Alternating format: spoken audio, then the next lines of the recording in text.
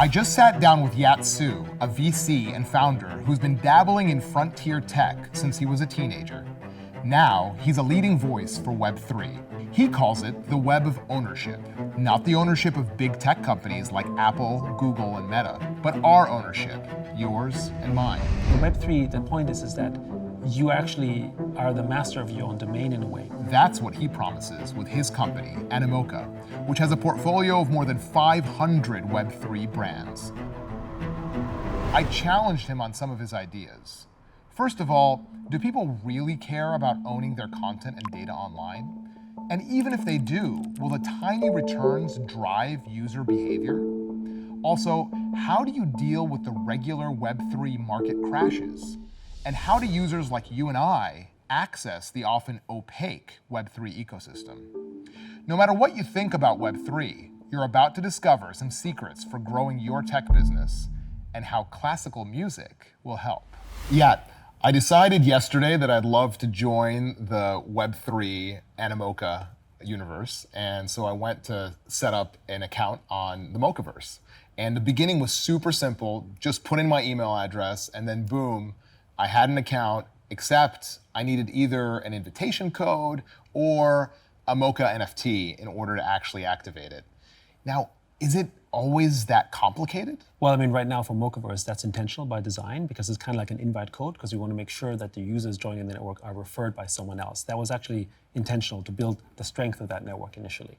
But it is more difficult for some people because it's unfamiliar. For instance, when you sign up with a MetaMask wallet, and then you have to have a little bit of tokens that you can use for gas fees and so on, that seems really cumbersome and strange and weird. But I would also kind of sort of push back a little bit and say certain things of these are around social norms. So for instance, have you tried purchasing a new mobile phone and getting a new internet connection for that? That's actually not something that you can do in a few minutes. That's something that takes sometimes an hour. You go to the shop and you sign some papers and you do all kinds of, or have you tried opening a bank account lately? That is an absolute nightmare. However, socially, we've come to accept that this is a difficult onboarding because it's like, oh, everyone does it, it's fine, right? So is it part of the, Yes. feature of the? I mean, I would say, of course, you have to have things like account abstraction to make sure that the onboarding is simpler, like with games and what you see with Ton and Telegram, for instance. However, if you really want to join the Web3 world proper, we want you to understand what it means to have sovereign ownership of your own data, of your own assets. That means that essentially you have to know the security protocols. And it's really not that hard to open up a wallet, and it's really not that hard to remember your seed phrases and put them somewhere if you think about it that way. And we do understand that you need custodians to make life a little bit easier. But the main thing is understand what matters to Web3, which is ownership of your assets. And if you can't really own them, sovereignly so, then it kind of defeats the purpose of Web3. And what advice would you give to our viewers who might want to enter into this world as a first step? I would advise them, actually, even though it seems a little bit more complicated, to get a MetaMask wallet and actually to sign up with it and go through that so-called cumbersome process, because that's part of the learning experience. Of course, if you really just want to own the asset and go easy, you can go to an exchange like a Coinbase or a Binance or an OKX and basically just do that. That's fine too, for instance. But broadly speaking, go decentralized if you can. Go through that experience. It's not really that hard. And actually, you'll learn much more about why it works the way that it does. Yeah, so let's just go back. Actually, I'd love to just, let's break it down a bit. So Web 1, right? Mm-hmm. I remember back in the day, right? I think it was in 6th grade was my first website, right? It was a project, hard code HTML. It was like my day in the school, and we put it online. I remember even in that day, so Web 1, just knowledge online, being able to learn and read. Even on that website, I had a little button that you could push, and it would fire up an email to be able to then say, I've been to your website, right? So to connect. So that's kind of the Web 2 phase then became, how do we actually generate content? And obviously by Facebook, web. The social web, et cetera. That's right. Tell us about Web 3. So what is it, and why is it so important? So remember how in Web 2, most of the value that ended up being created was when users started making content. And that content basically is kind of forms of data. And what really became valuable was that data created these powerful network effects. And those network effects are actually the reason why Apple, Facebook, Google, and those companies are as valuable as they are. So every time when you're sharing a photo on Instagram, for example, we think essentially that you're working for free for the platform because you're creating data.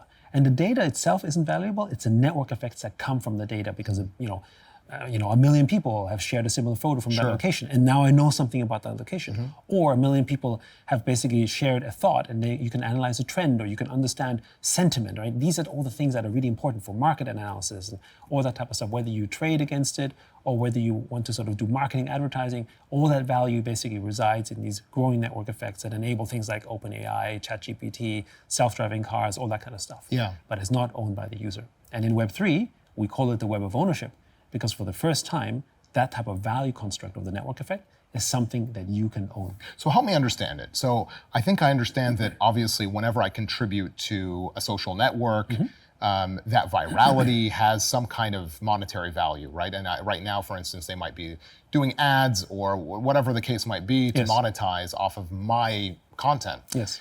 The concept or the theory behind what you're saying makes full sense to me. It's just the practical, if we actually work it down to an average user, right?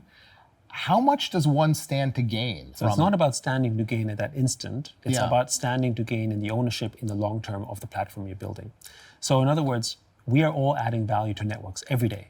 Right. Whether this is family networks in our private lives, or whether this is business networks for companies we work with, or social media companies, whether this is like, a Facebook with Instagram or TikTok, right? We're all adding value to those networks. And what the token construct does, by you enabling value, giving value, is essentially you're receiving value back in the form of these tokens that basically represent ownership in these networks. And if the network, because of your work and effort, starts to grow and become bigger, then you stand to benefit from this, not just socially, but monetarily, because it becomes sort of a value. So I understand that there's two parts, right? Yes. So we have, on the one hand, what the actual content that you're contributing, Yes. how much value there is in that. Yes. And then there is the impact that would have on the network or on the platform Correct. itself, right? Yes. Yeah. And currently, the way we kind of get exposure to let's say a Meta or a Facebook platform is to buy their stock, right? That's kind of like That's the equity side. That's Right. the equity side. Exactly, Understood. yes. I'm just trying to understand that, again, from a theoretical level, I get it that we would want to have that kind of partial ownership, which could result in some financial benefit. But practically speaking, how much could you, as a typical user, actually gain financially from something like that? So let me just dial it back a little Yeah. bit in terms of what that could mean. You could have 1 million followers on Instagram, but it has no bearing on your ownership of Facebook. That's clear. Likewise, you could have 1 million shares in Facebook. It has no bearing on your influence on Instagram, right? So in other words, the two are not tied together. There is no connected network effect between that. Now, here, however, what you have with the token, the network effect actually starts to translate into a new value construct that hasn't existed before, which is basically owning a piece of the network. So when I think of the way you explain, even before we talk about sort of an Instagram, we think of network economies like basically, countries, right? Like nations, nation states. That's why some people talk about the network state, and the network state essentially is powered by these tokens. And how do you value a network? It's like basically more like a GDP, like an economy. And so it's not about how much do you capture value directly in terms of the pure economic value gain. Because in a country, sure, if I own something of the country, the benefit would be what? The P&L of the nation? And what is that? Taxes? But you know what happens when you put too many taxes in the country? Actually, the network effects decline, the value goes down, and in fact, the economy suffers as a result.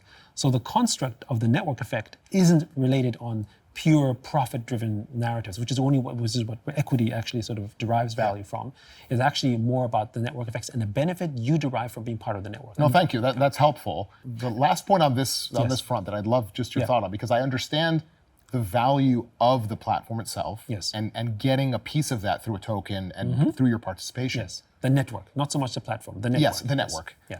Now, is it your view that that network and that actual software, can it reach the level of excellence of like a concentrated traditional company? I think it will be bigger.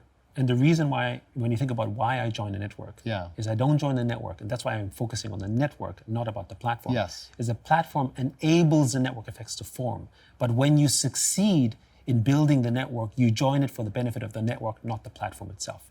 Let me illustrate that in the case of something, say, like Ethereum. You're not buying an Ethereum token and participating in the network because Vitalik is doing something, right? The one person, or maybe Consensus as an organization is, helping build it. Sure, they are valuable contributors. You're joining it because maybe your friend is doing it, or because these 5 developers are doing stuff, or the network is there. You're joining it because of the networks inherent in those systems. And in some ways, when you think about the Web2 world, you're not joining TikTok or Instagram necessarily because the company itself is offering you value. You're joining it because other people on the platform are offering you value. That's a network effect, right? And that's actually why you do it. And eventually these networks end up growing and becoming bigger because they build other things independently. So it's not the excellence of the platform per se. It has to work, of course. It's the excellence of everyone else on the network. And the tightening of the bonds of these networks creates stronger network effects. Yes. And therefore, as a result, you want to partake in them because it gives you, whether it's business, opportunities, growth, friendship, social, all these type of elements. So let's take a look at it. Just wanted to just get your sense from it, because from an investor standpoint, I mean, you have a large portfolio, like 450 or so. 540 now. 540 now. Yes. Amazing. Growing, selecting out the projects that have the potential, even before having these, metrics. Yes. How do you view them as an investor? I mean, I have more of, let's say, a traditional VC hat, right? Yes. In advising a fund and looking at even early stage, Yes. but this is like even more complicated and I mean, I don't really think it's risky. I think it's risky for those who maybe don't understand it. Yeah, so tell me, Of course, please explain. But I would say, similarly to the skills you look in a founder in any kind of business, whether it's pharmaceuticals all the way basically to Web3, you look at the talent of the founder, whether they can build stuff. And one of the key things that we need to have in Web3 is the ability to build network economies, which means you need to understand community. You hear this word in Web3 a lot, does he know how to build a community? Yeah. What it really means is, do you know how to build networks and strong network effects, right? And so, what kind of founders? What traits do you look for of people that? So have someone that does that has to be generally quite purpose-driven, has to be a leader, in one that is willing to be outspoken about what he does. And this is kind of where the world is going as well, right? For instance, you've got basically the biggest leaders in the world, in the business world, tend to be the ones that actually have a celebrity persona.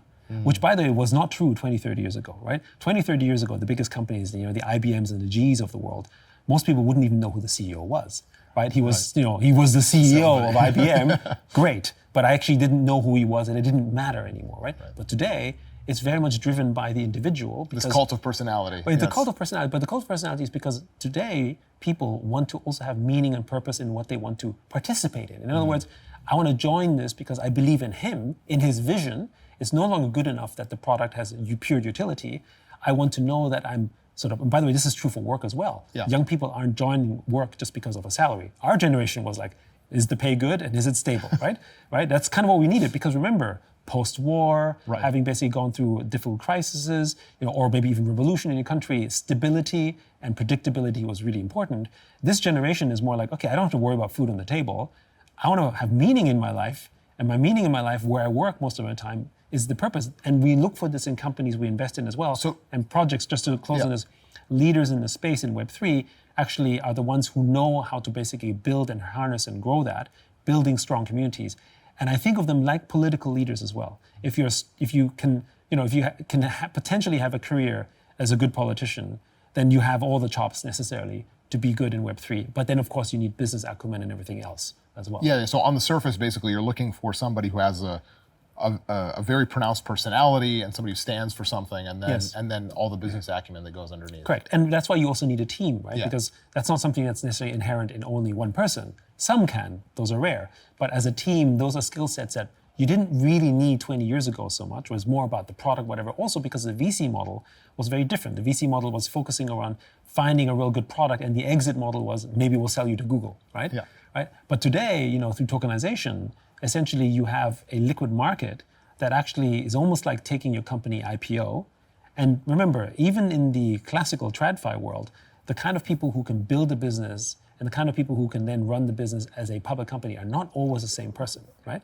And so here, they are the same person, right? Because it happens so quickly. And that's one of the elements around the skills that are different, that are or added to, that wasn't maybe necessary in many of the traditional businesses. And since you brought it up about exits and the way that, when you look at an investment, obviously you're first assessing the project and the team and then its potential.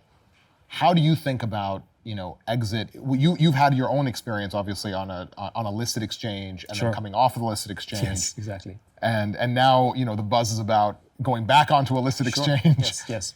Tell me about how you think about that, actually, like They're what two the totally benefits different are. constructs. Two totally different constructs. So first of all, we do think it's very important to be a public company because it's another way of onboarding people into Web3 who want to have exposure to the space. And I think in the US, I have a great example with Coinbase, which is basically one way to enter the Web3 space is either you buy a Bitcoin ETF or you basically have Coinbase as a stock, right? And that's a way you can have exposure to the space. But Coinbase is an exchange with a very specific mandate. If you're interested in things like NFT, art, culture, and gaming in Web3, then we would be considered the kind of index for that. And therefore, how do we make it more accessible to the market around that? Believing in essentially the vision that we're trying to build around digital property rights, then essentially being public as a company does that. But it's different, right? Meaning that there is a network effect and the value of the network, which will far exceed necessarily maybe our market cap as a listed company, because we have the ability to make value from our ownership of these network assets. Yeah, this is one thing I kind of didn't understand, Yes. right? So I noticed in your financials Yes. that you released that there's billions in assets, right? A few billion, but Yes. a lot of that is basically counting the minting of the portfolio companies' tokens, right? It's the tokens that are, so the way that we look at it, we have about $3 billion of assets. Yes. And these assets, basically, we measure them based on how tradable they are and how much liquidity they have. Yes.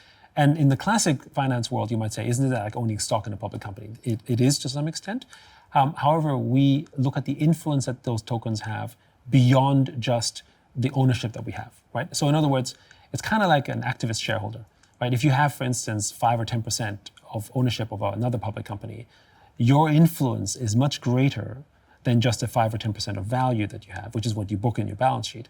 You have the ability to influence the company in a way that's tactical, and therefore there's a network value that we also see. Now, I just do want to raise one thing. Go ahead, please. Which is around the reason why this is exciting for us is because ownership of a company was limited because you can't have a construct where you have 10 million shareholders. It doesn't function. Right? I mean, prospectus printing is what we had to do, newsletters, talking about the registrars. It's impossible to do. Some of the biggest companies in the world, like Facebook and Apple, have like 80 to 90,000 shareholders, for instance. And that's a big number. But how many people use Apple products versus how many people actually have shareholders? It's a big, big disparity. And there's no way to properly administer it. You could do it through a fund and you have indirect ownership, but you don't have an impact. You can't vote for things on Apple that might affect the direction of your product, for instance, right? But tokenization, you can have 1 billion token holders. The point is that when we think about how to scale a future where we all can have ownership at scale, we think Web3 tokenization is the only way to do it. So let's go back to the actual public markets. Do you feel that in some ways they're kind of incompatible with speaking the language of Web3? I mean, what was the pain point back in 2020, and what do you think is different now? Yeah, so 2020 and really actually 2019 was where the troubles began for us, is really unfamiliarity with Web3. And you have to remember that in 2017, 2018, we went through basically post ICO basically sort of hype, which actually was a disaster in the market. That's actually when we entered the space, so we weren't affected, but everyone else was basically, and they were looking at it and saying, that's a scam, right?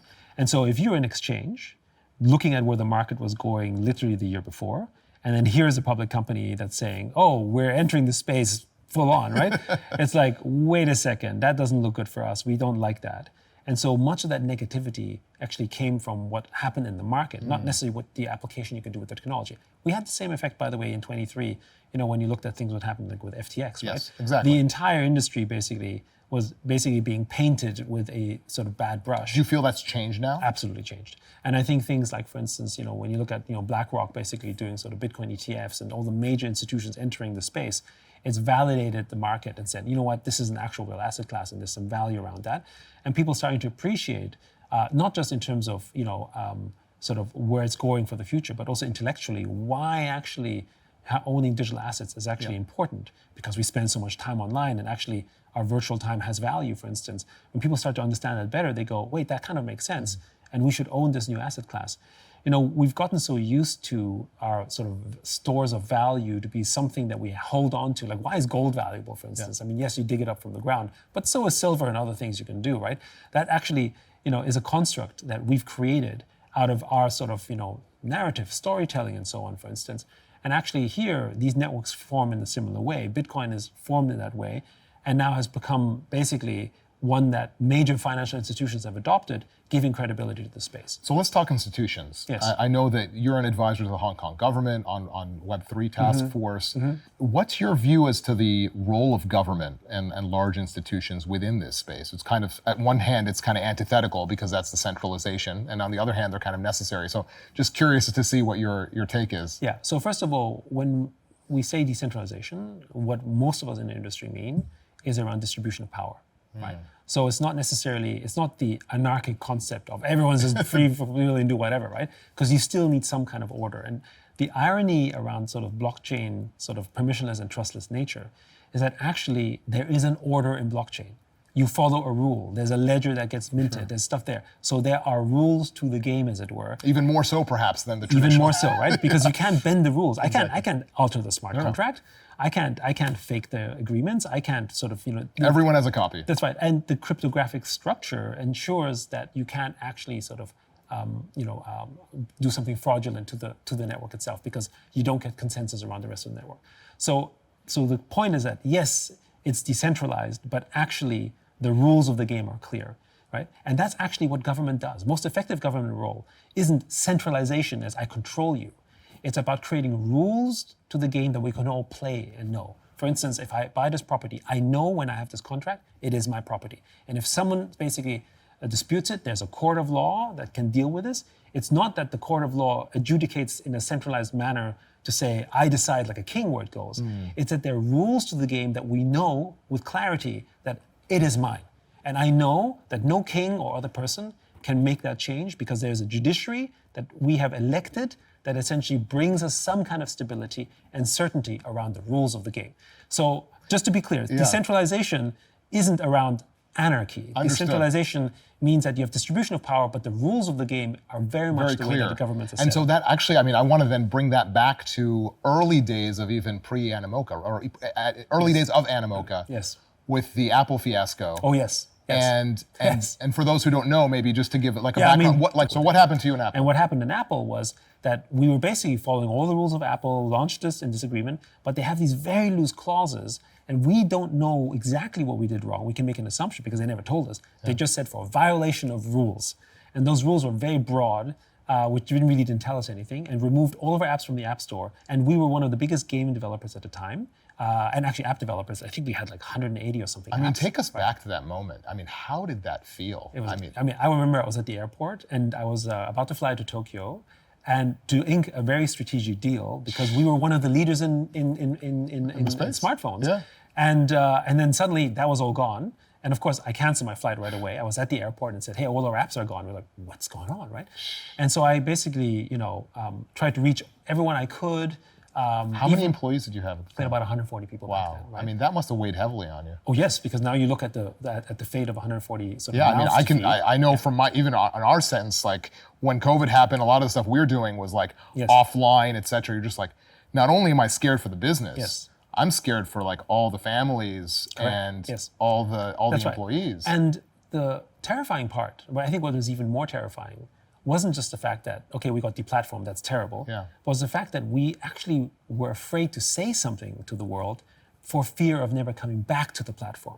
And that's the type of censorship that is actually most insidious, right? Because essentially, if we went out and said, hey, Apple, what the hell are you doing? Kind of Epic style. Yes. Right? Now, Epic is constantly being fought on coming on the App Store. And essentially, Apple's like, I don't care about you. And actually, if you go under, that'd be great. From the way that they're fighting each other is like that. And we're a small business relative to Apple, of course. And we're making millions of dollars of revenue, but we weren't making, kind of revenues we're making today. And we were completely dependent on Apple. And so, of course, when the king is displeased, you're just basically like, oh, shoot, what do we do? And we were unable to come back to the App Store for a very long time. And we basically pivoted to Android, to Google, which was a much smaller market at the time, had benefits because we ended up growing because of that, luckily. But to this day, we never got a real reason. And of course, they're never going to give us. And the scary thing is we had no appeal. Yeah. So we were unable to, okay, who do we talk to? Is there like a judge within Apple that can sort of adjudicate? Are you confident this can be solved within Web3? Isn't it still quite challenging? No, but in Web3, the point is that you actually are the master of your own domain in a way, because when it's on-chain, when it's basically decentralized, actually you don't need a platform. The users are interacting with you directly. So the problem is when you lose the App Store access, you don't just lose access to a platform, you lose the users. Yeah. Your customers are all gone because they're never your customers, right? But in Web3, when I'm interacting with you, when I own your tokens, I'm your customer directly. When I own your NFT, you have a direct relationship with the user. Even with things like Instagram, for instance, you have maybe 1 million followers, but you don't have a direct relationship with the user. It's just a number, right? And by the way, you don't know of those 1 million users, which ones are your 1,000 true fans. Maybe there's probably thousands or tens of thousands of them who are absolutely big fans of you, but the vast majority, they're probably just like hanging out and just taking a look. And that's the same problem that afflicts us in the music industry. So all of this is intentionally obfuscated because they don't want you to know what they know, right? Because actually that's where most of the value is derived. They know what's precious to us, and we don't have that information. In Web3, we own that. So we're no longer dependent on the platform. If Apple says, you know what, we're not going to launch support you, well, we don't care, right? Because the relationship with the customer is directly with us, for instance, right? So, I took a look at the games and some of the portfolio companies that you have. On the surface, some of it looks like a bit Web 2 in terms of it's a game, and sure. you buy even buying sort of different game assets, exactly, etc. Yes. What makes these things truly Web 3? To help us understand, like, what differentiates a Web 3 game from a Web 2 game? So in Web 3, the assets you purchase in a game belong truly to you, and they can be in the form of NFTs. And the in-game currencies, if you want to call it that, are actually basically tokens that you can own as well. And the point is that the network effects can now form outside of the game, and economies can develop on top of it. What is the beautiful thing about ownership generally is that third parties can come and innovate on top of it. For instance, take the industry of cars, right? Automobiles. Sure. That industry has created more jobs of people owning cars than the actual production of cars itself. When you think about people making baby seats, when people are painting cars, the whole decorations, music stuff, Uber, Lyft, tires, like the entire economy, car wash, parking, for God's sake, right? Yeah. The parking industry, right?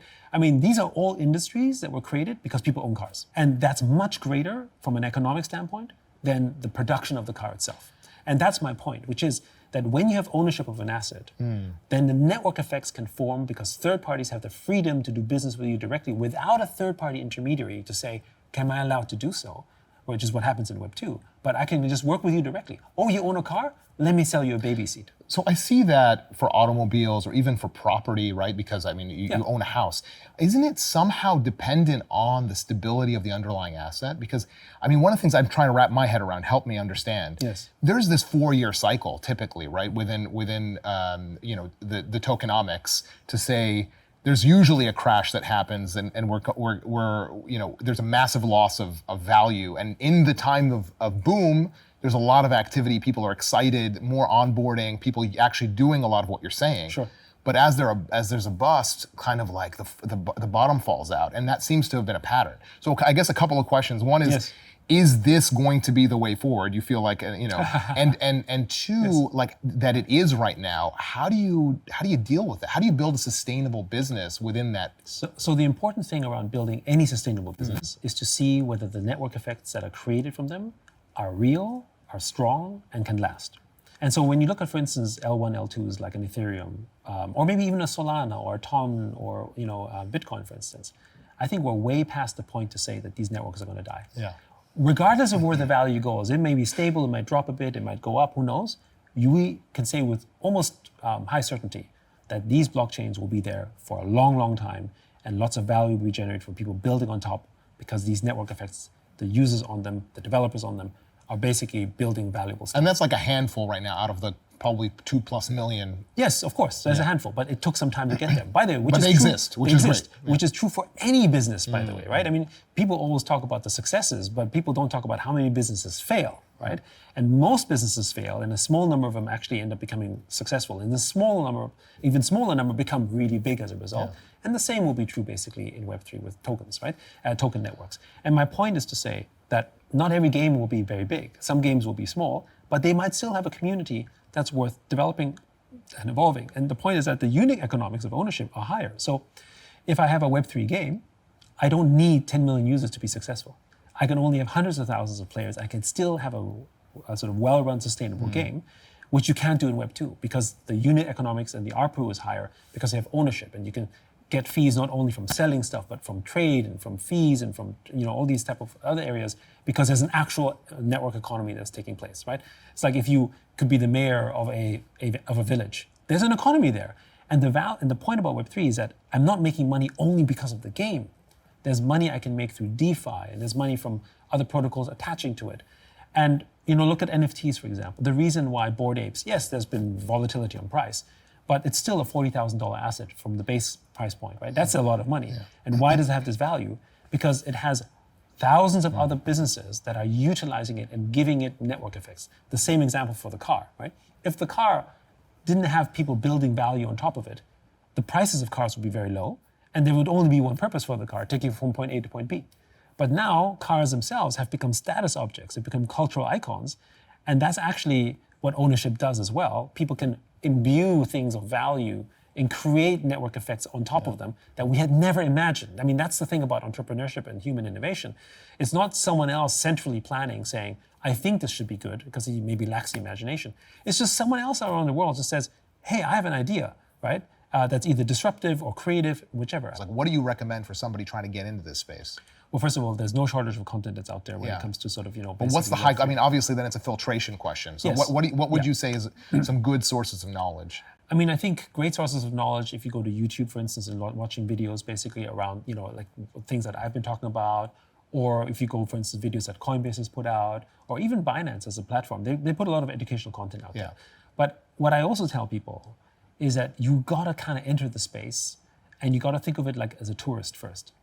As a tourist, if you want to learn about China, for instance, to me, this is a lot of parallels. Like, I remember when I was first moved to Hong Kong in the 90s. Oh my goodness, now I'm just going back in time. Okay. A lot of people wouldn't believe the China growth numbers. And people were always talking about the collapse of China, that economic growth is unrealistic, all that kind of stuff. It's never going to happen, right? But then when they visited China, they became believers, right? And actually, the same was true for UAE, Dubai. I mean, 25 years ago, people would come, they would hear of the dream, of the vision of how this pearl fishing village would basically turn into this economic miracle, and people would be, not gonna happen, right? And then when they come visit Dubai, they go, oh, hold on a second, there's something going on here. Yeah. You feel the energy, the people, that kind of stuff. Web3 is exactly the same. You have to go into the space, you have to meet the people. Research doesn't come from watching a few YouTube videos and reading up on it. That'll help you, right? But it has to be present in the space. People don't believe in the China economic growth story unless they visited China, right? And people don't believe whether it's Saudi or whether it's UAE until they visited the place, right? So I say the same thing. If you want to learn about Web3, you got to enter the space. And you don't even have to pay for a ticket in a hotel. You just need a little bit of dollars, get a crypto wallet, enter the space, start participating, and join Discord, the crypto Twitter, all that kind of stuff to at least learn what's happening, the good and the bad, and then you basically get to know the space. Yet, what many people might not know, besides your depth in Web3 and crypto, is that you grew up in Vienna, you studied at a top conservatory, cello, piano, flute. That must have been difficult. I mean, that's not an easy thing to actually master. It was difficult, yes, exactly. Any of those lessons that you've brought to actually the business world of that training? It's funny. I get asked this question a lot because everyone makes the assumption, oh, you're in the creative industry, whether it's gaming or NFTs or culture, entertainment, so it makes sense that you studied music and so on. I never thought of it that way because music was really difficult for me because my family, particularly my mother, she had perfect pitch and she was an opera singer and then became an opera director. And she had a successful music career, and I'm an only child. So it was kind of like, you must do music, right? Asian family is like, oh, everything you heard about tiger parenting, it's all true, right? Yes. So I really went through a difficult time. And I would say the first thing I was taught was a great degree of humility, right? Because you're dealing with real raw talent. Like things like athletics and music, there's talent, and then you go and you say, that's not for me. I had to work literally 10 times or 20 times harder just to achieve some level of quasi-parity, to the kind of natural skill that people had, right? So that was kind of definitely a humbling experience. So what it did teach me was discipline. For those of you who practice instruments, actually you are your biggest self-critic because you listen to the mistakes that others might not even hear. But the other thing that I came to appreciate more as well, I think it is about pattern recognition as well. So I wouldn't say it's necessarily about improving your math. Some people say logic and math. I don't know, maybe. I haven't done the connection. But pattern recognition is something that music is all about, right? When it comes about sort of looking at the rhythm, understanding how to project. So for instance, Does that inform your management style? it does inform the management style, but it also, I think, informs about the way we think, how we connect communities. And I think it's something... Community building itself. Community building, and I think it also brings us deeper into human connection, which I think often when you build technology, you sometimes forget. You don't think about the human connection, which is the valuable part. You think about the application and the utility, which is of course good, but actually who you're serving at the end of the day. Yeah. It's not for the love of tech, it's for the love of the humans involved in it, because they're the ones who need that. And in some ways, music does that as well, right? Because it is, the oldest form of communication for humanity. It wasn't the spoken language, it was actually the way we express ourselves with sounds and musical notes, actually. And do your kids play instruments? They all play instruments. They all play instruments. They all play instruments. And are they on the Mochaverse? And they're of course on the Mochaverse, yeah. I mean, my oldest, in fact, is actually working, is already working, and he's basically in the industry. So I'd like you to put your investor hat on and imagine that your early career, you're just kind of a couple years into your first job, and you've amassed the first $10,000 of investable money, right? How would you allocate that $10,000? I mean, you already know my answer, I guess. I would basically put everything, knowing what I know today, certainly into sort of crypto-related / token-related assets. But the lens doesn't come from the perspective of, do I want to diversify that risk? The lens comes from the fact that I think the more I can know about something and I'm passionate about something, the less risky it is for me. If I understand it, then I think I can manage it. You wouldn't hedge with a little bit of ETF, gold, something to be able to... I don't understand it at the time, and I have no interest in it. That's the other issue, right? So yes, some investment banker can come say, you should hedge yourself and that kind of stuff, and that's great, but I would outsource the entire control of that management to some third party that I don't know. Now, if I study gold or if I study these asset classes and I believed in them, sure, right? Yeah. So, and by the way, I would say that's true for anything from my personal lens that I look at. So there's adjacent things that are attached to it. For instance, if you believe, for instance, in basically the gaming growth, which is an area that we also invest in, then it would make sense to look at things like Nvidia, for instance, right? Because that basically benefits from the growth of gaming broadly as a provider. So there's adjacent stuff that comes, but that only comes because I go deep into it. Yeah. If I don't go deep into it, then all the adjacent benefits you don't understand. Like for instance, how many people who basically buy Apple as an index stock then also buy Foxconn, or basically look at chips, or look at basically the metals involved in the production of this. They don't do that because they have no idea. And only the sophisticated ones do because they're going deep into that. So to me, you need to have an emotional feeling attachment to what you're investing in. Otherwise, you're not invested personally. If you don't invest your time in it, then why invest your money in it? So $10,000 would go fully within the crypto world. Yes. And how would you decide on which specific projects to pick? I would pick the projects that mean the most to me, right? And of course, that is a very relative question because of where we are in the space. And I wouldn't pick something from today just because it'd be a bit of an unfair question. However, I would basically pick the ones that I wanted to build in, or I wanted to use, or I was most passionate about. Now I'd like you to pick one asset and help me with your ratings across a few dimensions. Sure. Right? The riskiness of that investment, right? The accessibility, how easy is it to actually access, and the growth potential. Sure. So what asset would you pick? And then let's rate them on a scale of 1 to 5 across these 3 dimensions. So you absolutely probably know my answer. It would basically be crypto assets. Accessibility to me is broadly a 10 out of 10.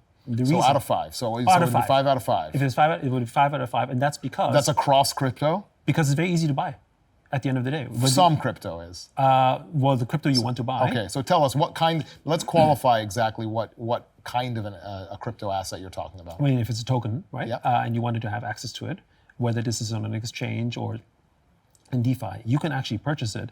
It's much easier than buying stocks, because with stocks, I need to first open up a Robinhood account or something. I need to do my KYC, AML. I got to do all that kind of stuff first. With a crypto asset on DeFi, I just need to open up a wallet, and I can actually partake in it pretty much instantly, right? So that's kind of from an accessibility point. Even if it seems harder, again, opening a bank account is much harder than opening up a crypto wallet. So I would argue it's much Okay, easier. so your perspective is 5 out of 5 in terms of accessibility. Yes, in anything comparative to other Risk. stuff, right? So in terms of risk, I consider it somewhere in the 2 to 3 category because of its volatility. But I wouldn't put it at a 1 And the reason I don't put it at 1 is that even though it's very risky, I think it's more risky not to partake in the future. So 1 is least risk, 5 is the most. 1 is least risk? Yes. Sorry. Then I would say somewhere between a 3, maybe 3. 3? So it's a 50-50.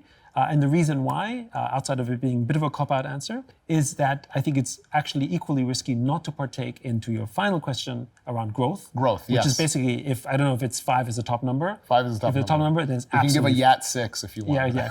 But yes, I mean, a Yat 6, because that's where the growth is coming from. Yeah. And I think and therefore it informs my risk question, because I think it's riskier not to partake in that growth economy, right? It's kind of like, if you understood that tech was going to grow, it's riskier not to have assets in tech, for instance, right? as an example. So I'd love to wrap up with a quickfire round, Please. if you don't mind. Please go ahead, yes. Alrighty. So, stocks or crypto? Crypto. Most important trait of an entrepreneur? I think, outside of perseverance, which is obviously a little bit of a cop-out, right? Building for a purpose greater than your own. Nice, I like that one. If you could solve one problem with blockchain technology, what would it be? Equity. Equity.